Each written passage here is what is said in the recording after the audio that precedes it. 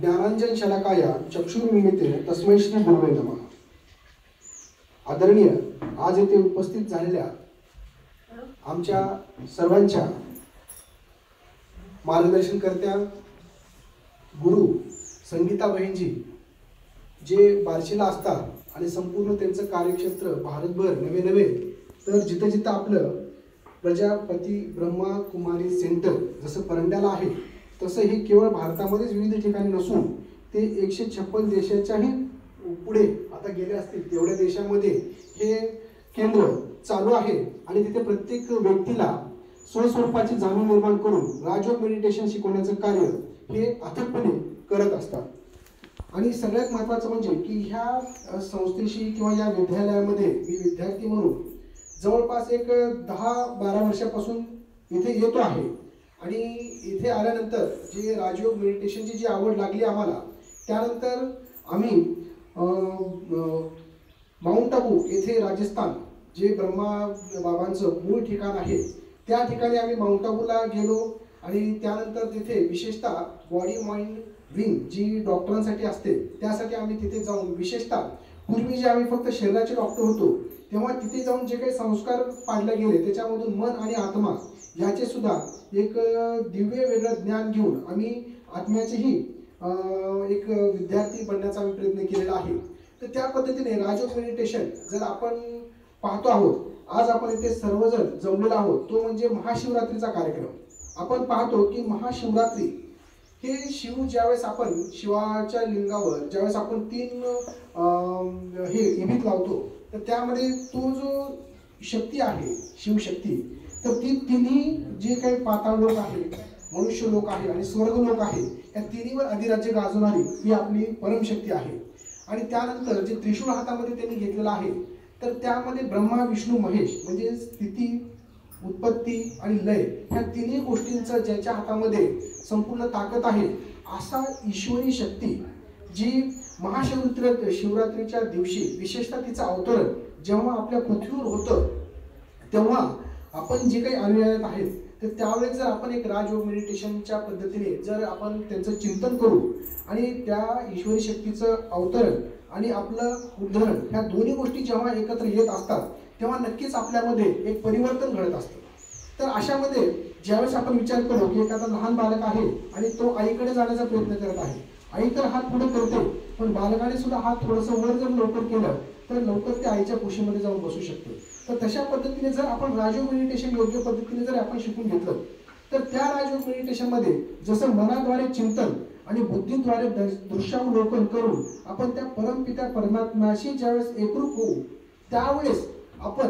आपण जे काही रिचार्ज होतो जसं मोबाईलला आपण रिचार्ज करतो तशा पद्धतीने आपण एक प्रकारचं रिचार्ज होतो आणि आपण एक चांगल्या दिव्य गुणावर असं राहतो। आणि अशा पद्धतीने आपल्यामध्ये जे काही राजयोग मेडिटेशनचं मुख्य ध्येय आहे की परिवर्तन करणं मनुष्याला जे काही त्याला आत्मचिंतन आत्मशोध आत्मबोध यातून आत्मकल्याणासह विश्वकल्याणी बनवणं अशा प्रकारचं जे काही ट्रान्सफॉर्मेशन आहे तर ते राजयोग मेडिटेशनद्वारे किंवा प्रत्येक प्रजापती ब्रह्मकुमारी विश्वविद्यालय जे आहे तिथे जेव्हा आपण जातो तेव्हा ते आपोआप मनुष्याचं देवरूपामध्ये किंवा देवदूताच्या याच्यामध्ये रूपांतर होतं। तर हे प्रत्येकाने ज्यावेळेस पृथ्वीवर आपण जन्म घेतो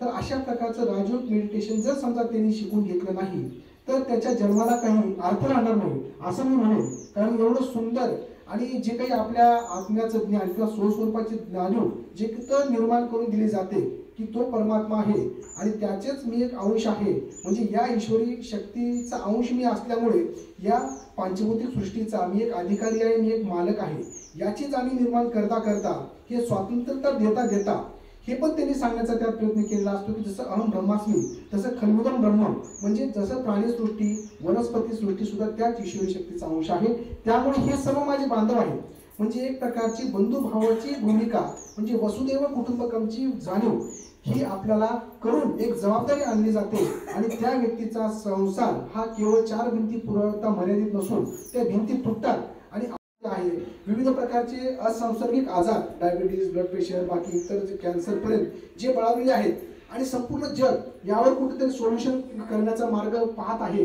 आणि अब्जावधी रुपये खर्च करून सुद्धा त्याला तो मार्ग भेटत नाही। तर तो मार्ग आपल्या भारतीय संस्कृतीमध्ये आहे आणि भारतीय संस्कृती एक मोठ्या फुलाप्रमाणे जर असेल तर त्यातून जे काही अर्क काढलेला मकरंद आहे तर तो म्हणजे राजयोग मेडिटेशन आहे. आणि तो अर्क जमा करणारे जे काही आपण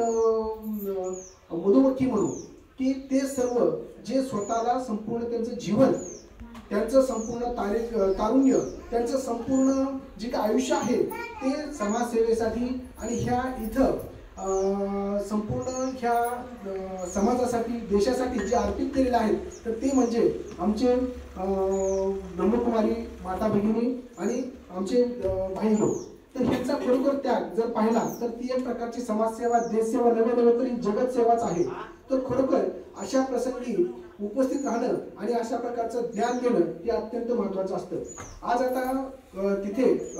मी एका ड्युटीवर आहे, पण तिथे मी सांगून इथं आलो आणि ज्यावेळेस मला बोलवलं जातं त्यावेळेस आपण म्हणतो की ज्यावेळेस आपण अडचणीत सापडतो त्यावेळेस त्या ईश्वरी शक्तीवर आपण पूर्ण नितांत श्रद्धा ठेवायची. आपल्याला नक्की चांगला मार्ग मिळतो आणि त्यातून आपण बाहेर पडतो. ह्याबरोबर लोकांचं जेवढं चांगलं करता येईल तेवढं चांगलं करत राहणं आणि त्याबरोबर असं की जिथं कुठं ज्ञानाच्या दोन गोष्टी मिळत असतील तर आवर्जून तिथं थांबून दोन शब्द कानावर पडून घेणं हे सुद्धा खूप महत्त्वाचं असतं. कारण एखादं वाक्य आपल्या आयुष्याला पूर्णपणे कलाटणी देऊ शकतं आणि तेच वाक्य आपल्याला शिदोरी म्हणून आयुष्यभर एक चांगली पर्सनॅलिटी करण्यासाठी आपल्याला उपयोगी पडू शकते. तर त्याच्यामुळे खरोखर आपण सगळे भाग्यवान आहोत की आपल्याला परंड्यासारख्या ठिकाणी सुद्धा आज आपण पाहत आहोत की ह्या एका वाळवंटामध्ये जर विचार केला तर पूर्ण देशामध्ये, महाराष्ट्रामध्ये उस्मानाबाद जर जिल्हा म्हणाला तर एक मागास असा विचार केला जायचा आणि त्यातनं परंडा म्हणल्यानंतर पनिशमेंट ही गोष्ट त्याच्याबरोबर जोडायची. पण अशा वाळवंटामध्ये सुद्धा एक स्वतःचं संपूर्ण त्याग करून इथे एक प्रकारचं वाळवंटामध्ये एक प्रकारचं ओएसिस म्हणजे सुंदर सरोवर निर्माण केलं आणि आमच्यासारख्यांना इथे येऊन कुठं ना कुठं एक शांती प्रदान करण्याचं ठिकाण आम्हाला मिळालेलं आहे. आणि जेव्हा आपण राजयोग मेडिटेशन करतो तेव्हा जे आपण ह्या कलियुगामुळे जसं आपण विचार करू की सकाळचा जो वेळ असतो तर तो वेळ हा एक सत्ययुगाचा, दुपारचा वेळ आहे तो त्रेतायुगाचा आणि सायंकाळचा वेळ जो आहे तो द्वापरयुगाचा आणि रात्रीचा जो वेळ आहे तर तो कलियुगाचा असा विचार करू शकतो. आणि जेव्हा घोर अंधकार असतो त्यावेळेस घोर हे कलियुग जे आपण चालू आहे, आपण पाहतो आहोत की आजची जी कंडिशन सगळी राजकीय पाहता किंवा जागतिक दर्जाला देखील पाहत असाल तर कलियुग, घोर कलियुग आलेलं असं वाटतं. आणि अशा काळ रात्रीमध्ये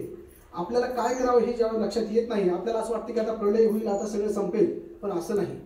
ह्यासाठी आमचे ब्रह्मकुमारी माता भगिनी आणि त्यानंतर ब्रह्मा ह्या अशा प्रकारचे राजयोग मेडिटेशन घेऊन आलेले आहेत आणि ते सांगतात, आपल्याला विश्वास देतात की हे प्रलय नाही तर ह्या घोर अंधकाळानंतर एक उषःकाल येणार आहे, आशेचा किरण येणार आहे आणि पुन्हा सत्ययुगामध्ये रूपांतर होणार आहे. त्यामुळे प्रत्येकाने राजयोग मेडिटेशन करणं आणि स्वपरिवर्तनातून विश्व परिवर्तनासाठी सज्ज होणं ही गरज आहे. आणि अशाच प्रकारचं संपूर्ण व्यक्तीचे अज्ञान, अंधकार, दुःख, दारिद्र्य नष्ट करण्यासाठीच ही महाशिवरात्री येते. आणि जेव्हा आपण आराधना करतो तेव्हा आपल्याला नक्कीच एक चांगली पहाट प्रत्येकाच्या जीवनामध्ये येते. तर त्यामुळे मी म्हणेन आपण आणि आपल्या जे काही सर्कल ऑफ इन्फ्लुएन्स आहे, आपले मित्र परिवार, नातेवाईक या सर्वांना राजयोग मेडिटेशनची आवड लावा आणि दिवसाला फक्त केवळ स्वतःसाठी 10 मिनिट जरी आपण काढलं तर त्या परमात्म्याशी कनेक्ट झाल्यानंतर जे आपल्या रोजच्या जीवनामध्ये जे आपल्याला जे काही कलियुगाचे परिणाम स्वरूप जे काही आपले षडरिपू वाढलेले असतात, काम, क्रोध, लोभ, मद, मोह, मत्सर, तर ह्या गोष्टींमुळे जे काही आजकाल असंसर्गिक आजारापासून ते जे काही विध्वंस घडत आहे तर त्या ठिकाणी त्या आत्म्याशी कनेक्ट झाल्यानंतर आपल्याला स्वस्वरूपाची जाणीव होते की मी तेच ओम शांती म्हणजे शांतीपूर्ण आत्मा आहे. ज्ञान, पवित्रता, शांती, प्रेम, सुख, आनंद आणि शक्ती ह्या गुणांचा मी भंडार आहे आणि ह्या गुणाने मी नाहून निघून तशा प्रकारचं रिचार्ज आपण होतो आणि त्याच प्रकारचं वाटण्याचं कार्य आपण ह्याच गुणांची उधळण आपण इतर करतो. आणि ह्या पद्धतीने प्रत्येकाने जर आपण राजयोग मेडिटेशन केलं आणि प्रत्येकाने स्वपरिवर्तन, विश्व परिवर्तन नक्कीच केलं तर एक समाजाला, स्वतःला सुख, शांती, समृद्धी लाभेल. आणि मी ईश्वरचरणी, शिवचरणी प्रार्थना करतो की आपण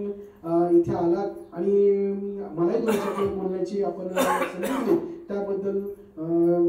ईश्वर आपल्या सर्वांना आरोग्य, ऐश्वर्य देव आणि ह्या मिळणाऱ्या आरोग्य आणि ऐश्वर्यातून आपल्या हातून समाजसेवा, कुटुंब सेवा, देश सेवा करू. ओम शांती.